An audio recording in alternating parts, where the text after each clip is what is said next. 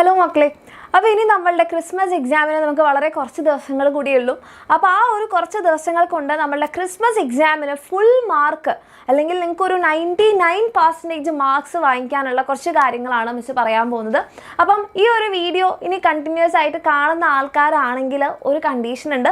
ഈ പറയുന്ന കാര്യങ്ങൾ നിങ്ങൾ ഫോളോ ചെയ്യുന്നെങ്കിൽ മാത്രമേ മിസ് പറഞ്ഞ നിങ്ങളുടെ ആ ഒരു 99% അല്ലെങ്കിൽ ഫുൾ മാർക്കിലേക്ക് നിങ്ങൾക്ക് എത്താൻ പറ്റുള്ളൂ. ഓക്കെ, അപ്പോൾ ഇത് ഫോളോ ചെയ്യുന്നവരാണെങ്കിൽ യെസ് നിങ്ങൾക്ക് കണ്ടിന്യൂസ് ആയിട്ട് കാണാം. ആൻഡ് നമ്മൾ ഒട്ടും ടൈം ലേറ്റ് ആക്കാതെ തന്നെ നമ്മുടെ കാര്യത്തിലേക്ക് പോവുകയാണ്. അപ്പോൾ ആദ്യം തന്നെ നിങ്ങളുടെ എല്ലാവരുടെയും കയ്യിൽ ഒരു പെന്നും പേപ്പറും ഉണ്ടായിരിക്കണം.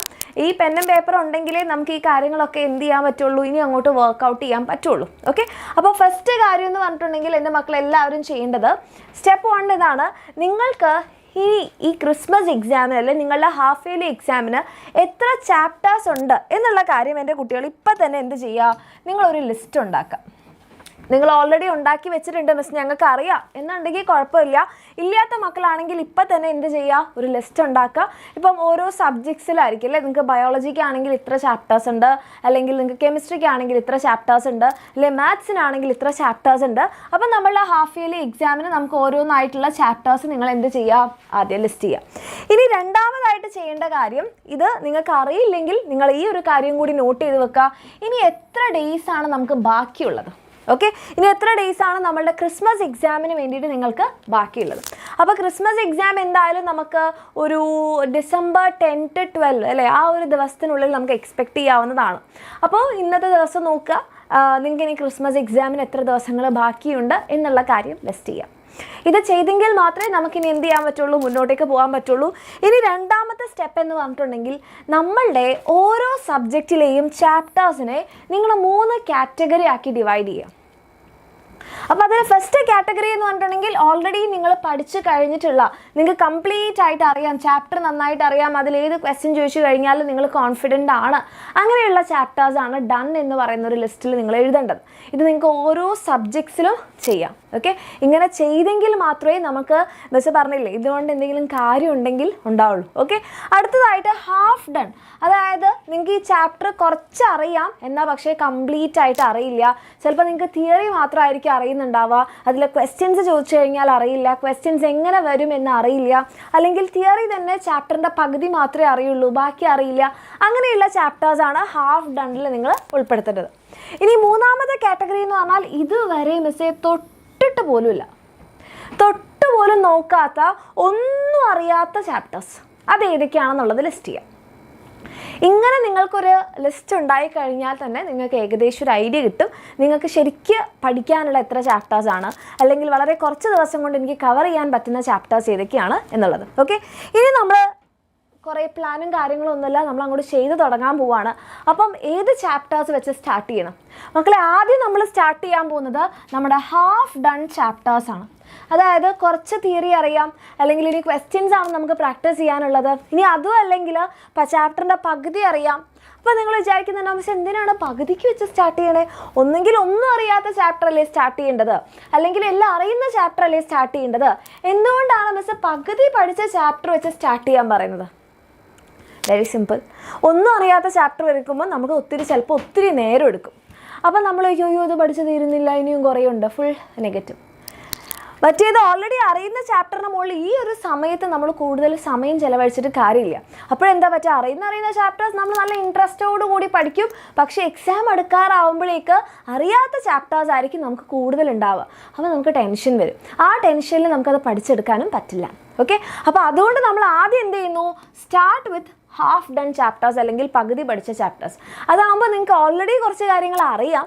ഇനി അത് ബാക്കി ചെയ്യുമ്പോൾ തന്നെ നമുക്കൊരു സെൽഫ് മോട്ടിവേഷൻ വരും. ഓ യെസ്, എനിക്ക് കിട്ടുന്നുണ്ട്, എനിക്ക് പഠിക്കാൻ പറ്റുന്നുണ്ട്, ഇനി കുറച്ച് സമയം കൂടി ചിലവഴിച്ചാൽ ഞാനിത് പഠിച്ചു തീർക്കും. അപ്പോൾ നിങ്ങൾക്ക് ആ ഒരു മോട്ടിവേഷൻ കിട്ടിക്കഴിഞ്ഞാൽ പിന്നെ നമ്മുടെ സെക്കൻഡായിട്ട് നമ്മൾ എന്ത് സ്റ്റാർട്ട് ചെയ്യുന്നു, ഇതുവരെ തൊട്ട് നോക്കാത്ത ചാപ്റ്റേഴ്സ് സ്റ്റാർട്ട് ചെയ്യുന്നു. അപ്പം നമ്മൾ ഓൾറെഡി മോട്ടിവേറ്റഡ് ആയിട്ടിരിക്കുകയാണ്. നമുക്ക് ഈ പഠിക്കുന്നതിലൊരു ഡോപ്പമൈൻ റിലീസൊക്കെ കിട്ടി തുടങ്ങിയിട്ടുണ്ടാകും, അല്ലെങ്കിൽ പഠിക്കുന്നതിൽ നമ്മളൊരു ലഹരി കണ്ടെത്തി എന്നൊക്കെ പറയില്ലേ, പഠിച്ച് ഇനിയും പഠിക്കാനുള്ളൊരു ടെൻഡൻസി വന്നിട്ടുണ്ടാകും. ഓക്കെ, അപ്പോൾ നമുക്ക് എന്താണ്, ഇനി ഒന്നും പഠിക്കാത്ത ചാപ്റ്റർ ആണെങ്കിൽ കൂടി നമുക്ക് പഠിക്കാനുള്ള ഒരു ടെൻഡൻസി വരും. അപ്പോൾ നമ്മളൊന്നും ഇതുവരെ പഠിക്കാത്ത ചാപ്റ്റേഴ്സ് പഠിക്കുകയാണെങ്കിൽ വിൽ ബി നൈസ്. ഇനി അവസാനം നമ്മൾ എന്താ ചെയ്യുക? എല്ലാം കഴിഞ്ഞു, ഇനി നമ്മൾ റിലാക്സ്ഡ് ആണ്. ഇനി ഓൾറെഡി പഠിച്ച ചാപ്റ്റേഴ്സ് റിവൈസ് ചെയ്താൽ മതി, പണി കഴിഞ്ഞു. ഇനി ഇത് ഓരോന്നും എങ്ങനെയാണ് ചെയ്യേണ്ടത് മിസ് പറഞ്ഞില്ല, എല്ലാ കാര്യങ്ങളും പറഞ്ഞുതരാം. പക്ഷെ ഒരേ ഒരു കണ്ടീഷൻ, നിങ്ങളിത് ഫോളോ ചെയ്യണം. റെഡി? ഇനി നമ്മൾ ആദ്യം എന്താ പറഞ്ഞത്? ഹാഫ് ഡൺ ചാപ്റ്റേഴ്സ് അല്ലേ? ഹാഫ് ഡൺ ചാപ്റ്റേഴ്സ് അല്ലെങ്കിൽ നമ്മൾ പകുതി പഠിച്ച ചാപ്റ്റർ വെച്ചിട്ടാണ് നമ്മൾ തുടങ്ങാൻ പോകുന്നത് എന്നാണ് നമ്മൾ പറഞ്ഞത്. അപ്പോൾ ഈ ഹാഫ് ഡൺ ചാപ്റ്റേഴ്സ് നമുക്ക് പകുതി അറിയാം. ഒന്നുകിൽ പകുതി അറിയാം ഇൻ ദ സെൻസ് നിങ്ങൾ ചാപ്റ്ററിൻ്റെ തിയറി പഠിച്ചിട്ടുണ്ടാവും, ക്വസ്റ്റ്യൻസ് പ്രാക്ടീസ് ചെയ്തിട്ടുണ്ടാവില്ല, അല്ലെങ്കിൽ ചാപ്റ്ററിൻ്റെ പകുതി നിങ്ങൾക്ക് അറിയുന്നുണ്ടാവുള്ളൂ. അപ്പോൾ അങ്ങനത്തെ ചാപ്റ്റേഴ്സിന് വേണ്ടിയിട്ട് നിങ്ങൾ കൂടുതൽ വൺ ഷോട്ട് വീഡിയോസ് കണ്ടിട്ട് എന്ത് ചെയ്യുക? അത് കംപ്ലീറ്റ് ചെയ്യുക. ഓക്കെ, ഇപ്പോൾ നിങ്ങൾ ഒന്നെങ്കിൽ നമ്മുടെ എക്സാമിനറിൻ്റെ ബാച്ചസിലുള്ളവരാണെങ്കിൽ നിങ്ങൾക്ക് വൺ ഷോട്ട് വീഡിയോസ് അവൈലബിൾ ആണ്, അതല്ലെങ്കിൽ നിങ്ങൾക്ക് യൂട്യൂബിൽ അവൈലബിൾ ആണ്. അപ്പോൾ നിങ്ങൾ വൺ ഷോട്ട് വീഡിയോസ് കണ്ടിട്ട് പ്രാക്ടീസ് ചെയ്യാം, ആ ചാപ്റ്റർ കംപ്ലീറ്റ് ചെയ്യാം. ഓക്കെ, രണ്ടാമതായിട്ട് നമ്മൾ ഇനി കോൺസെൻട്രേറ്റ് ചെയ്യേണ്ടത് ക്വസ്റ്റ്യൻസിലാണ്. അപ്പോൾ നമ്മുടെ ബാച്ചിലാണെങ്കിൽ നിങ്ങൾക്ക് ക്വസ്റ്റ്യൻസിൻ്റെ ഒരു സെഷൻ തന്നെ അവിടെ ഉണ്ട്, ഒരു വീഡിയോ സൊല്യൂഷൻ തന്നെ ഉണ്ട്. അതെല്ലാം നമ്മളുടെ എക്സാമിനറിൻ്റെ ബുക്ക് സെറ്റ് ഉണ്ട്, അത് വെച്ചിട്ട് നിങ്ങൾക്ക് പ്രാക്ടീസ് ചെയ്യാം. ഇനി യൂട്യൂബിലാണെങ്കിൽ ഉള്ള മക്കളാണെങ്കിൽ നിങ്ങൾക്ക് യൂട്യൂബിൽ അവൈലബിൾ ആയിട്ടുള്ള ക്വസ്റ്റ്യൻസ് വെച്ചിട്ട് എന്ത് ചെയ്യുക? ഇത് പ്രാക്ടീസ് ചെയ്യുക. അതല്ല നിങ്ങൾ വേറെ ഏതെങ്കിലും മെത്തേഡിൽ പഠിക്കുന്നുണ്ട്, ബാച്ചിലില്ല, പക്ഷേ നിങ്ങളുടെ കയ്യിൽ എക്സാമിനറിൻ്റെ ബുക്ക് സെറ്റ് ഉണ്ട്, നിങ്ങൾക്ക് അത് വെച്ച് പ്രാക്ടീസ് ചെയ്യാനാണെങ്കിൽ അങ്ങനെ. അപ്പോൾ ആദ്യം നമ്മൾ വൺ ഷോട്ട് വീഡിയോസ് കാണുമ്പോൾ നിങ്ങൾക്കൊരു മാക്സിമം പോയി കഴിഞ്ഞാൽ ഒരു 2 to 3 hours നിങ്ങൾക്ക് ഒരു ചാപ്റ്റർ കംപ്ലീറ്റ് ചെയ്യാം. ഇനി നിങ്ങൾ കുഞ്ഞു ക്ലാസ് ആണ്, ഒരു 10ാം ക്ലാസ് ഒക്കെ ആണെങ്കിൽ നിങ്ങൾക്ക് ഒരു 1 to 2 hours ഒരു ചാപ്റ്റർ കംപ്ലീറ്റ് ചെയ്യാൻ പറ്റും.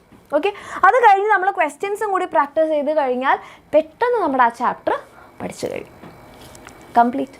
ഓക്കെ, അങ്ങനെ നമ്മൾ ആ പാർഷ്യലി ഡൺ ആയിട്ടുള്ള ചാപ്റ്റേഴ്സ് കഴിഞ്ഞാൽ ഇനി നമ്മൾ ഇതുവരെ പഠിക്കാത്ത നമ്മുടെ പേടി സ്വപ്നമായി മാറ്റിവെച്ച ആ ചാപ്റ്റേഴ്സ് നിങ്ങൾ പഠിക്കാം.